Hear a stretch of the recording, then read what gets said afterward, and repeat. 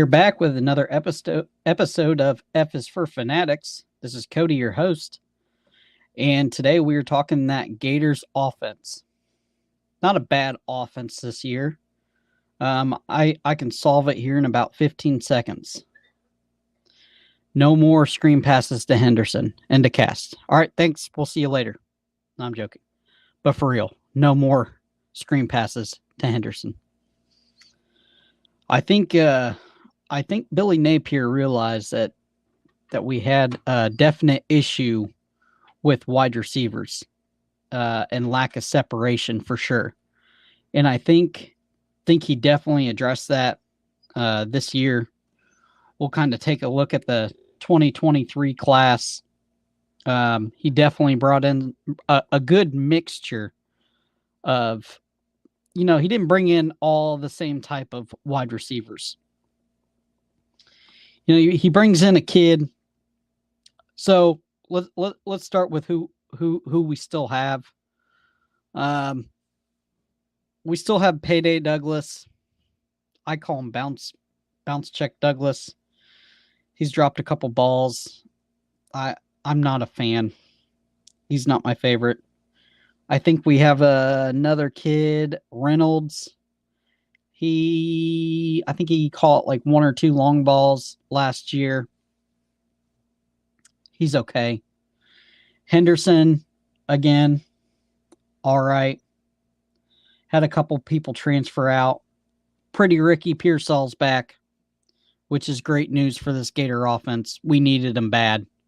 He's going to be a not only a great slot receiver, but a guy that these young kids can really develop under and learn how to become a pro under. And I feel like Pearsall does all the right things. Takes care of his body, works, hydrates, makes, he's not going out late partying. I feel like he's going to have this young wide receiver because we brought in quite a few young wide receivers. I feel like, he's really going to help out in that aspect, more of a captain, but he's going to catch a lot of passes from Graham Mertz this year. I feel it. I feel it's going to be a big connection. First off, we start the class off with Eugene Wilson out of Tampa, Florida. He's Tony-esque. He's not Tony. He's Tony-esque. Shifty, good hands. I think a better developed wide receiver than what Tony was when he was coming out of high school. So he's a little further along than what Tony was. And then we get a kid out of Miami, Northwestern High School, same high school as Dallas wide receiver Cooper, Andy Jean. He's a prototypical route runner. He kind of reminds me of like a Adam Thielen, as in just very crisp routes. He's going to beat you on the route. He's that type of guy. He his routes are just are premium. He works on his craft. He can run every route. He's got speed. He's got good hands. 6'1", 180 pounds. He's not giant, but I think that big body receiver thing that Mullen was bringing in is gone. That ship has sailed. Those slow big body receivers are done for. Those 6'3", 6'4", 6'5", and 240-pound tight end / receiver, that's a thing of the past. We're not doing that no more. Then we bring in the track athlete, the speedster, Aiden Mizell. The kid has track speed. I mean, he is fast. I think both his parents were track stars. He is something.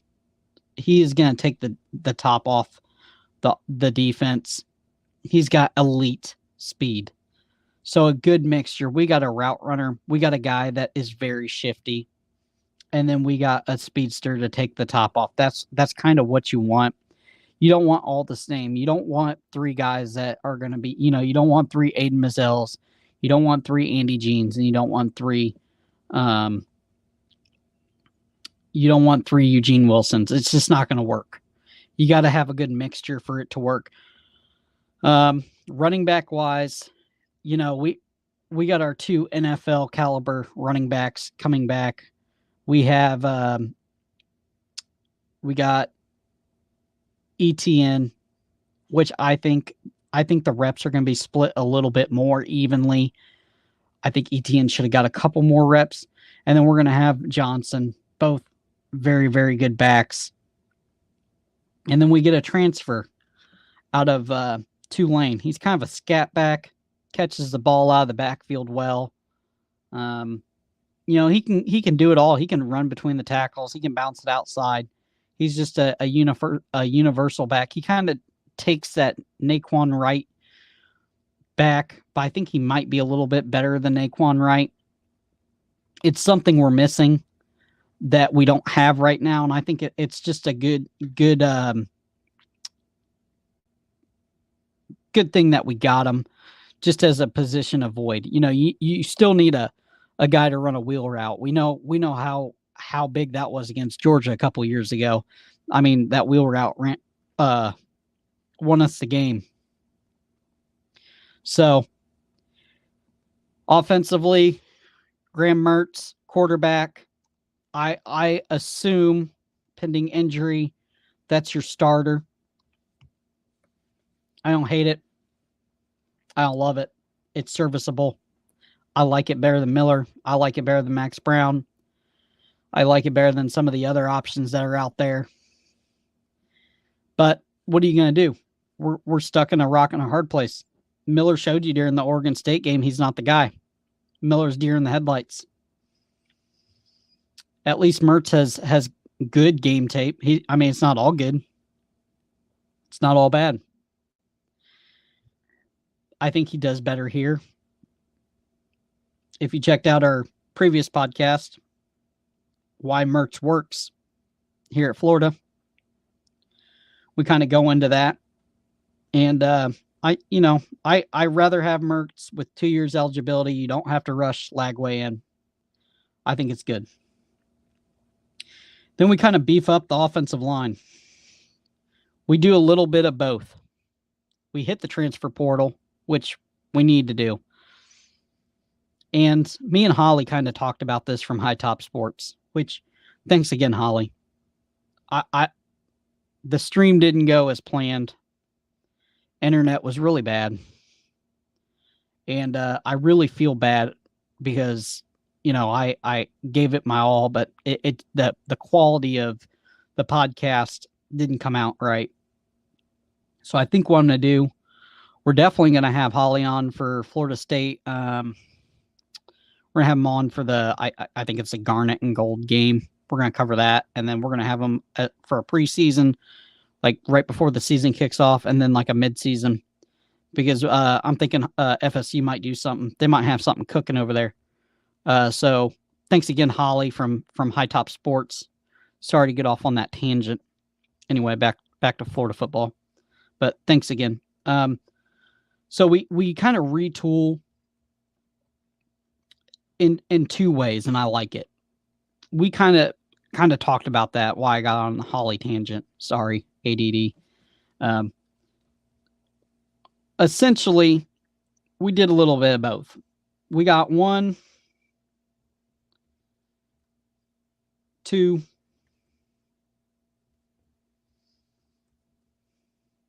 3. We got 3 true high school offensive linemen, which I like. And then we go to the transfer portal and we get 1, 2. We got 1, 2, 3. We get another 3 offensive linemen. So it's a good mix. You got guys that have been in a strength and conditioning program.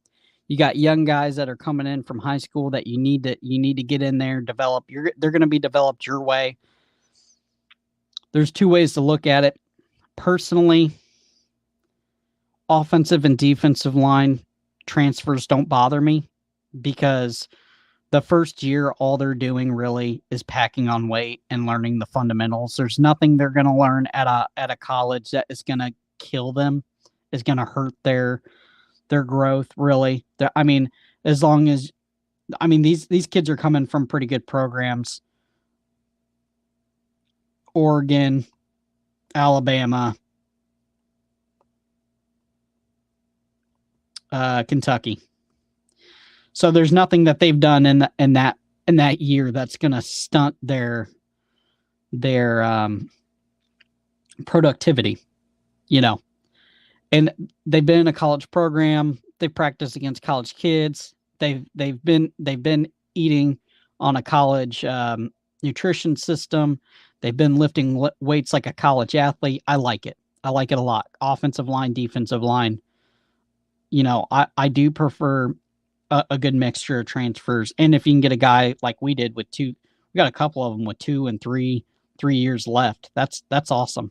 And then we got guys in high school that are going to learn right behind them. So you're building that SEC depth, like we talk about every single podcast. We keep harping on it. I'm going to tell you, I'm going to say it until I'm blue in the face. Chris Dorian, again, shout out Chris Dorian, said it best. Florida has to build the SEC depth in every position.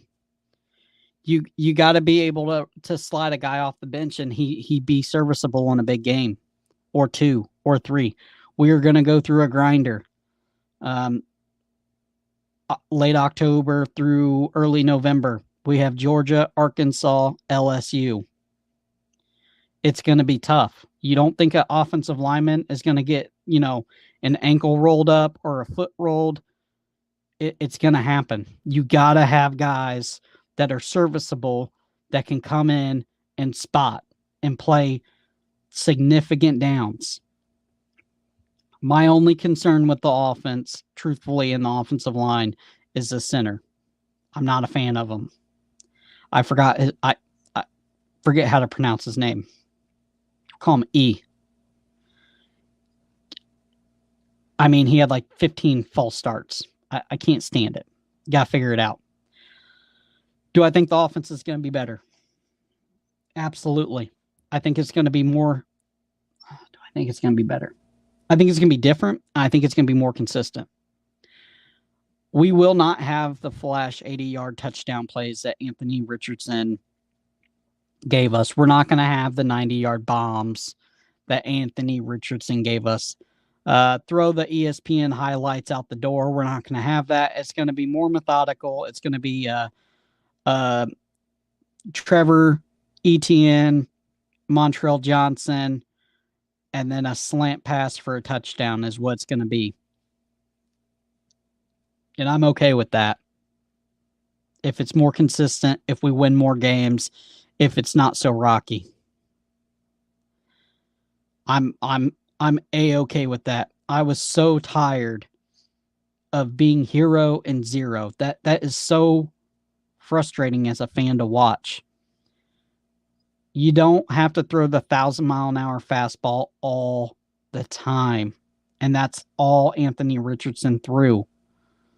And if you saw any tape on Mertz, and again, if you've been watching this in a series, I'm sorry if I'm repeating myself, but Mertz throws a beautiful ball. And that's the reason Pearsall's here, because you knew they threw together. Pearsall waited till the absolute last second to say, yeah, I want to stay at the University of Florida. So you know they threw together. You know they did.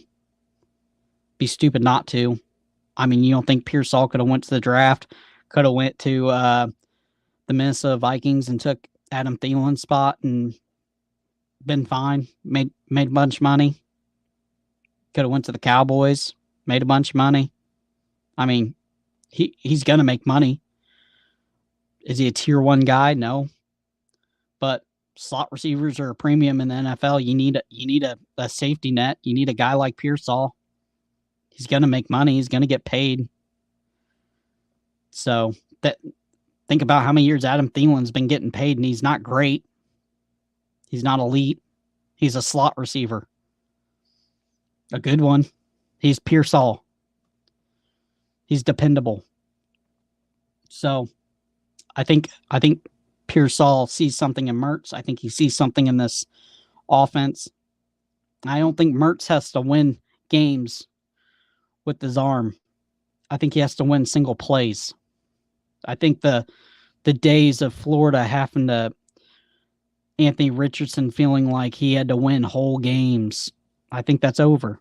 I think Mertz has to win a play or two or three, make a play or two or three, not throw the pick in the